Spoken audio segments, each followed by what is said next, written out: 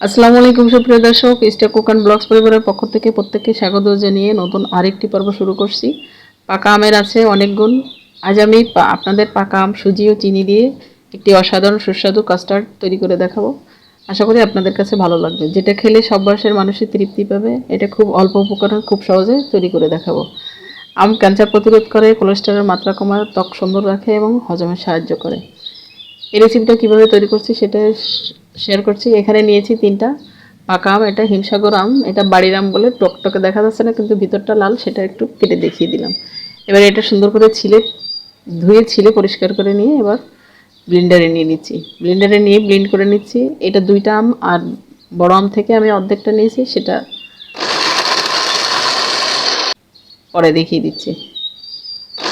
দিয়ে এটা দিয়ে আবার একটু ব্লেন্ড করে নিব।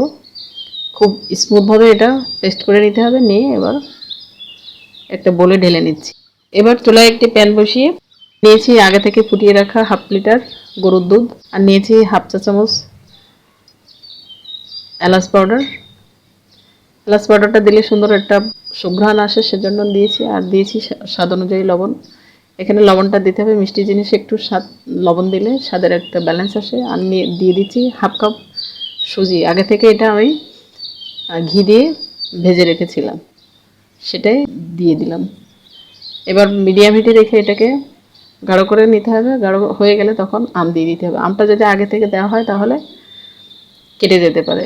এবার দিয়েছি 1/2 কাপ চিনি, দিয়ে এবার ভালো করে নেড়ে চেড়ে এটাকে আর একটু গাঢ় করে নিতে হবে। চিনি থেকে একটু পানি ছেড়ে দেবে, আর আমটা দিয়েছি সেক্ষেত্রে আর একটু পাতলা হবে, সেজন্য নেড়ে এটাকে গাঢ় করে নিতে হবে। তবে এই পর্যায়ে চুলার আঁচটা মিডিয়াম হিটে রেখে করতে হবে, আর অনবরত নাড়তে হবে। তা না হলে তলা থেকে লেগে যেতে পারে, আবার উপর থেকে ছিটি গায়ে আসতে পারে।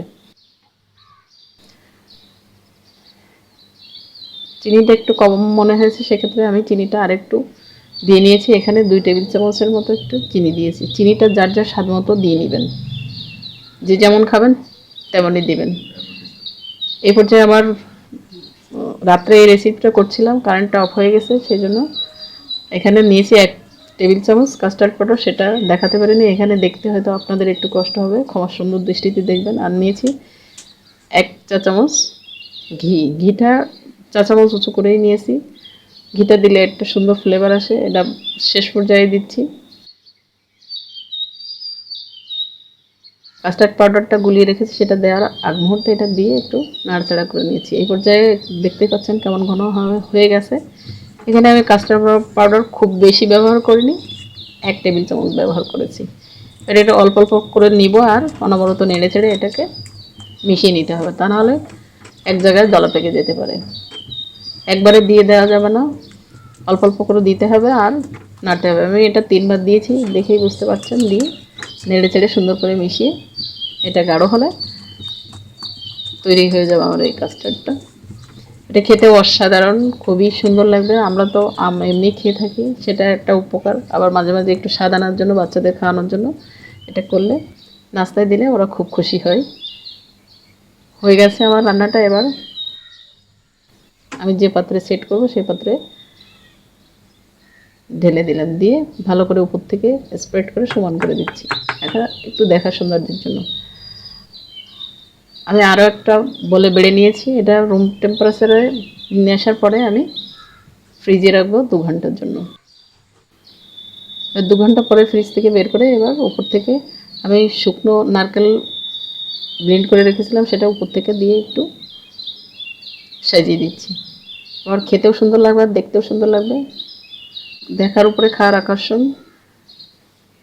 হয়ে গেল আমার কাস্টার্ড পাউডারটা। এবার আপনাদেরকে একটু কেটে সার্ভ করে দেখিয়ে দিচ্ছি। আশা করি আপনাদের কাছে আমার রেসিপিটি ভালো লেগেছে। ভালো লাগলে অবশ্যই একটি লাইক দিবেন। সেই সাথে নিত্য নতুন আপডেট রেসিপি পেতে আমার চ্যানেলটি সাবস্ক্রাইব করবেন। পাশে থাকা অল অপশন বাটনটি প্রেস করবেন। ইতিমধ্যে যারা করেছেন তাদেরকে অসংখ্য অসংখ্য ধন্যবাদ। আজ এই পর্যন্ত, আবারও দেখা হবে নতুন কোনো ভিডিওতে। আসসালামু আলাইকুম।